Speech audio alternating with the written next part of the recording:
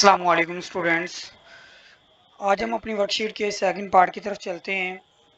पिछले हमने लेक्चर में देखा था, पहले 10 क्वेश्चन को हमने देखा कि कैसे सॉल्व करना है। आज हम क्वेश्चन नंबर 11 से स्टार्ट करते हैं और ऑनवर्ड 18 तक जाते हैं।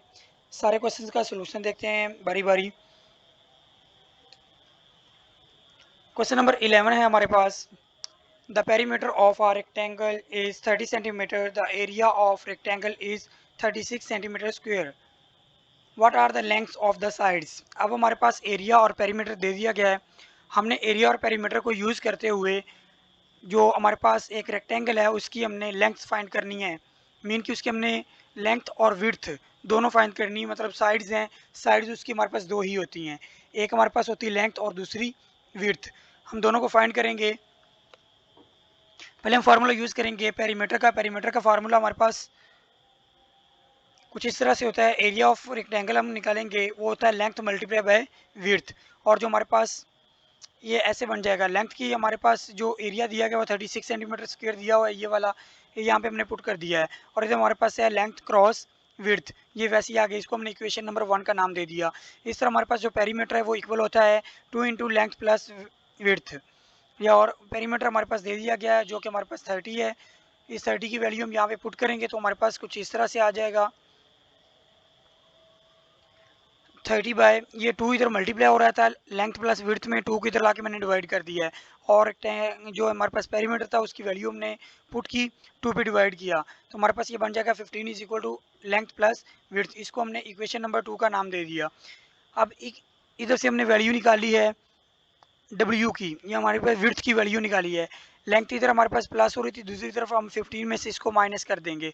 अब डब्ल्यू हमारे पास आ गया, इसको इक्वेशन नंबर 1 में डब्ल्यू की जगह पे हम पुट कर देंगे। इक्वेशन नंबर 1 में डब्ल्यू की जगह इसको हमने पुट किया। अब जो एल बार है हमारे पास लेंथ, इसको अंदर 15 से भी मल्टीप्लाई कर दें और एल के साथ भी मल्टीप्लाई कर दें। ये आ जाएगा 15 को एल से करेंगे तो 15 एल आ जाएगा। और 15 को जब हम एल को एल के साथ मल्टीप्लाई करेंगे तो एल स्क्वेयर आ जाएगा। अब इसको अगर हम रीअरेंज करते हैं तो ये हमारे पास एल इधर माइनस हो रहा है, एल स्क्वेयर इधर आके प्लस हो जाएगा, 15 इधर प्लस हो रहा है, इधर आके माइनस हो जाएगा। तो हमारे पास बन जाएगा L square minus 15 L plus 36 is equal to 0। अब ये हमारे पास एक क्वाड्रेटिक इक्वेशन बन गई है। इसको हम सॉल्व करेंगे बाय फैक्टराइजेशन। फैक्टराइजेशन कैसे करते हैं, फर्स्ट और लास्ट को मल्टीप्लाई करें तो हमारे पास आ जाएगा 36 एल स्क्वेयर। अब जो मिड वाली है इसको हमने ब्रेक करना है इस तरह कि अगर प्लस करें तो माइनस 15 आए और अगर मल्टीप्लाई करें तो 36 एल स्क्वेयर आए। तो इसके अगर हम इस तरह करते हैं 12 माइनस 3, तो ये इसको प्लस करते हैं तो माइनस 15 आ जाएगा, लेकिन जब मल्टीप्लाई करते हैं तो 36 आएगा। अब फर्स्ट टू में अगर हम देखते हैं तो एल कॉमन आ रहा है हमारे पास फर्स्ट टू में से, और सेकंड टू में से हमारे पास -3 कॉमन आ रहा है। इधर से एल कॉमन लिया तो बाकी बच जाएगा एल-12, और इधर से -3 कॉमन लेंगे तो एल-12 आ जाएगा। इन दोनों में से देखिए एक फैक्टर हमारे पास बन जाएगा एल-3, और दूसरा जो हमारे पास इन दोनों में कॉमन है वो है एल-12। ये दो फैक्टर हमारे पास बन जाएंगे। अब इन दोनों में से कोई एक जीरो हो सकता है, या एल-3 जीरो हो सकता है या एल-12 इज इक्वल टू जीरो हो सकता है। तो दोनों को मैंने जीरो के एक बार रख दिया है। अब 3 इधर माइनस हो रहा है, दूसरी तरफ जाके प्लस हो जाएगा। इस तरह 12 इधर माइनस हो रहा है, दूसरी तरफ जाके प्लस हो जाएगा। तो हमारे पास एल आ जाएगा 3 और 12। एल की दो वैल्यूज़ हमारे पास आ गई हैं। अब इन दो वैल्यूज़ को अगर हम पीछे पुट करते हैं अपने पिछले फार्मूले में डब्ल्यू की जगह पे, तो हमारे पास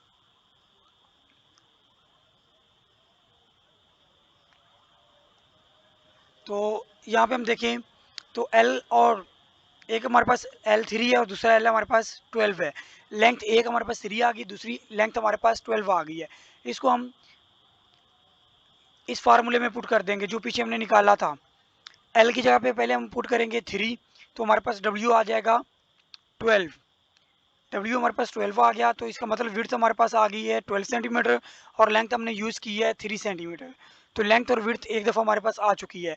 अब हम लेंथ यूज़ करेंगे 12 को यूज़ करेंगे, 15 में से 12 माइनस करेंगे तो विड्थ हमारे पास आ जाएगी 3। जब विड्थ हमारे पास 3 थी, लेंथ हमारे पास 12 थी, और जब विड्थ हमारे पास 12 थी तो लेंथ हमारे पास 3 थी। ये हमारे पास इस क्वेश्चन का आंसर है। दोनों साइड्स के आंसर हमने निकाल लिए हैं। अब क्वेश्चन नंबर 12 पे हम चलते हैं। What is the lowest common multiple of 6 and 8। अब 6 और 8 का हमने लोएस्ट कॉमन, या जिसको हम एलसीएम बोलते हैं, हमने एलसीएम निकालना है 6 और 8 का। तो हम पहले फैक्टर निकालेंगे 6 और 8 के। फैक्टर कौन से हैं? 6 के फैक्टर हमारे पास है 2 और 3। 2 को 3 से मल्टीप्लाई करते हैं तो हमारे पास 6 आता है। इस तरह 8 के फैक्टर हमारे पास है 2 मल्टीप्लाई बाय 2 मल्टीप्लाई बाय 2। और इन दोनों में अगर हम देखते हैं 2 हमारे पास कॉमन है। अगर कॉमन फैक्टर हम देखते हैं तो हमारे पास 2 है। अगर नॉन कॉमन देखते हैं, एक 3 है और एक ये 2 है और एक ये 2 है। ये हमारे पास नॉन कॉमन फैक्टर हैं। इसमें एलसीएम में हम कॉमन और नॉन कॉमन फैक्टर्स को आपस में मल्टीप्लाई करते हैं। जो आंसर होता है वो हमारे पास एलसीएम बन जाता है। नॉन कॉमन फैक्टर हमारे पास 2 है और कॉमन फैक्टर हमारे पास 2 है और नॉन कॉमन फैक्टर हमारे पास 12 है। 12 को 2 से मल्टीप्लाई करें तो हमारे पास आ जाएगा 24। तो इसका लीस्ट कॉमन, जो लोएस्ट कॉमन मल्टीपल हमारे पास है वो आ जाएगा 24।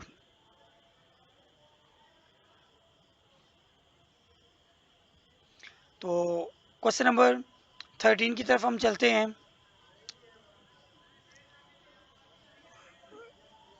There are some red, yellow and white counters in a bag. The ratio of red to yellow to white counters is 2:3:1. If there are 42 counters in the bag, how many are red? अब वो कह रहा है कि एक हमारे पास bag है जिसके अंदर हमारे पास रेड, येलो और वाइट काउंटर्स हैं। अब जो वो काउंटर्स हैं वो इस रेशियो में है। 2 रेशियो में हमारे पास रेड हैं, 3 रेशियो में हमारे पास येलो हैं और 1 रेशियो में हमारे पास वाइट हैं। अगर कहते हैं इन तीनों को कलेक्ट करें तो हमारे पास 42 टोटल बनते हैं। तो हमें बताएं कि रेड कितने हैं। तो सबसे पहले हम ये जो रेशियो दी हुई हैं इस रेशियो को हम ऐड कर लेंगे। 2:3:1 था, इस रेशियो को हमने ऐड किया तो हमारे पास आ गया है 6।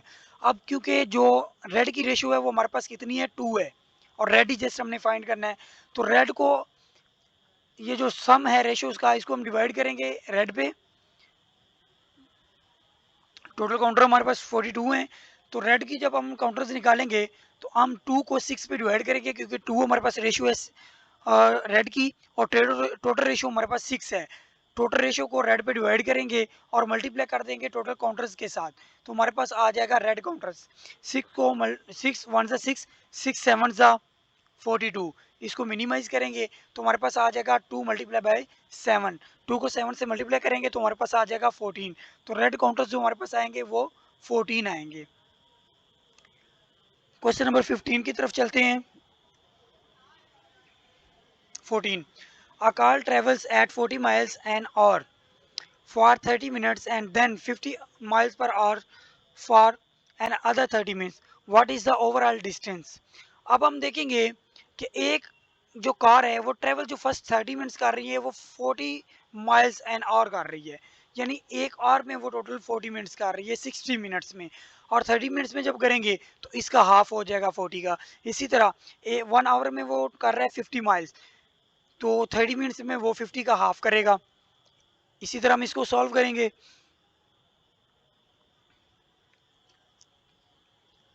30 मिनट्स में वो जो ट्रेवल करेगा वो 40 का हाफ करेगा क्योंकि जो वो 40 कर रहा था वो 1 आवर में करेगा 60 मिनट्स में। तो 30 मिनट्स में इसका हाफ हो जाएगा तो 20 माइल्स वो टोटल करेगा 30 मिनट्स में फर्स्ट। और सेकंड जब करेंगे तो सेकंड हमारे पास जो था वो 50 डिवाइडेड बाय 2 आ जाएगा। उसकी रीज़न ये है क्योंकि सेकंड आवर में उसने 50 माइल्स किए हैं तो आवर को हमारे पास 60 था क्योंकि हमने 30 में इसको फाइंड करना है तो 2 में इसमें हम डिवाइड कर देंगे तो हमारे पास आ जाएगा 25 माइल्स।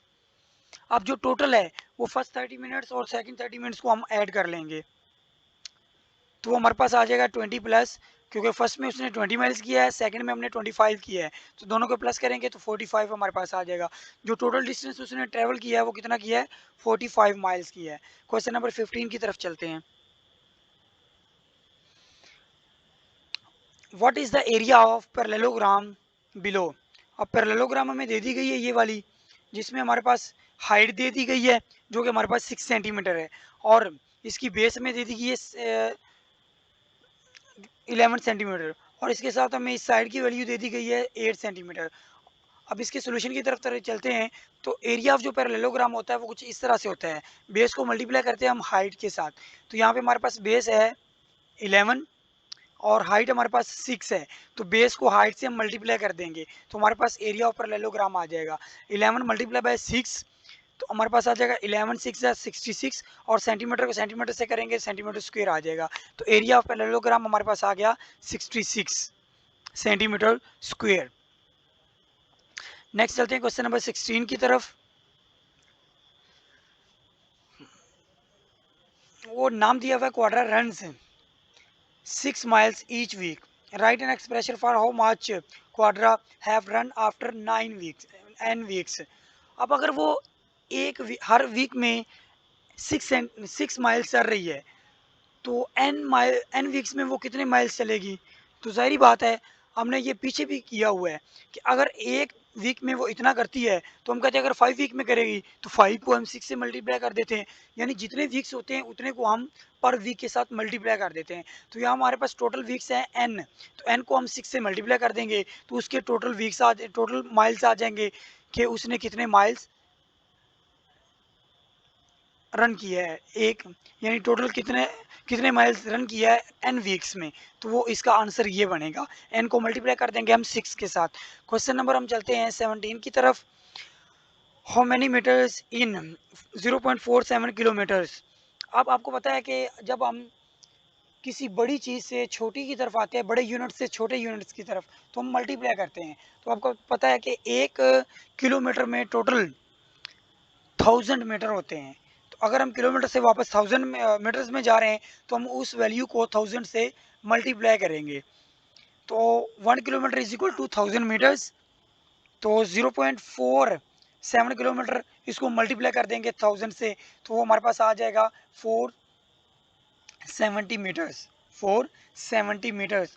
अब 0.47 किलोमीटर किसके इक्वल आ गया, 470 मीटर्स के हमारे इक्वल आ गया। इसके बाद क्वेश्चन नंबर 18 इस शीट का आखिरी क्वेश्चन है, what is the range of data set below. अब नीचे हमारे पास कुछ डाटा सेट दिया गया है, -2 -5 0 2 6 -3 -2 -1 0 2 एंड 0। अब इसमें हमने सबसे पहले देखना है कि सबसे छोटा नंबर कौन सा है।